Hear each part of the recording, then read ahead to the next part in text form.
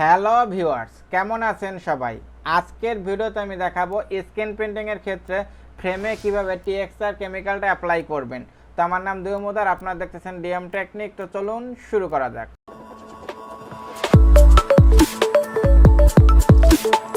প্রথমে টিএক্সআর এর কৌটা থেকে যে পরিমাণ কেমিক্যাল দরকার তা আলাদা একটা পাত্রে নিয়ে নেবেন। আপনারা যদি ডিরেক্ট টিএক্সআর এর বড় কৌটাটা ব্যবহার করেন তাহলে কিন্তু বেশি কেমিক্যাল পড়ে যাওয়ার একটা সম্ভাবনা থাকে, সেজন্য আর কি। এরপর আপনারা ফ্রেমের বাইরের সাইডের নিচ থেকে টিএক্সআরটা অ্যাপ্লাই করবেন। আর এই টিএক্সআরটা অ্যাপ্লাই করার ক্ষেত্রে আপনারা যদি স্টিলের স্কেল ব্যবহার করেন তাহলে কিন্তু খুব ভালো হয়। আর আপনারা যদি চান স্কুইজি ব্যবহার করতে পারেন, এটা আপনাদের ইচ্ছা।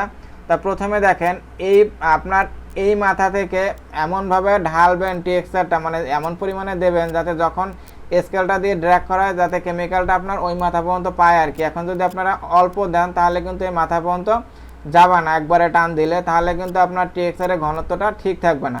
আপনারা সবসময় চেষ্টা করবেন যাতে টিএক্সআর এর ঘনত্ব সব জায়গায় সমানভাবে থাকে আর কি। তো এভাবে স্কেলটা দিয়ে ড্র্যাগ করবেন তাহলে ঘনত্ব খুব সুন্দর থাকবে। তাই সেমভাবে যে বাইরে যেভাবে কাজ করছেন এরপর এভাবে ভিতরে কাজ করবেন, তাহলেই হবে। আর এই টিএক্সআর অ্যাপ্লাই করার ক্ষেত্রে গুরুত্বপূর্ণ একটা শর্ত আছে, আর সেটা হচ্ছে আপনারা এই টিএক্সআরটায় কিন্তু কখনোই সূর্যের আলো লাগানো যাবে না, আপনারা অন্ধকারে কাজটা করবেন।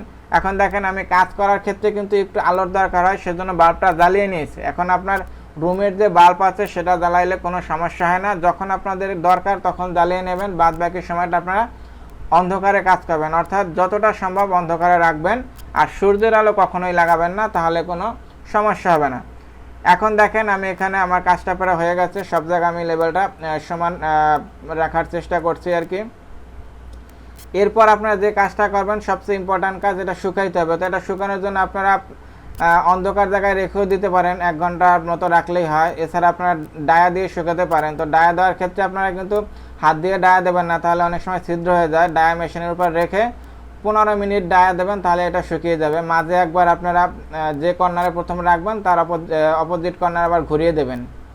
তো এই ছিল আমার ভিডিও। এটা বুঝতে যদি আপনাদের সমস্যা হয় তাহলে অবশ্যই কমেন্ট করবেন, আমি রিপ্লাই দেবো। ভালো থাকবেন সবাই, নিজের খেয়াল রাখবেন। Thank you, bye, take care.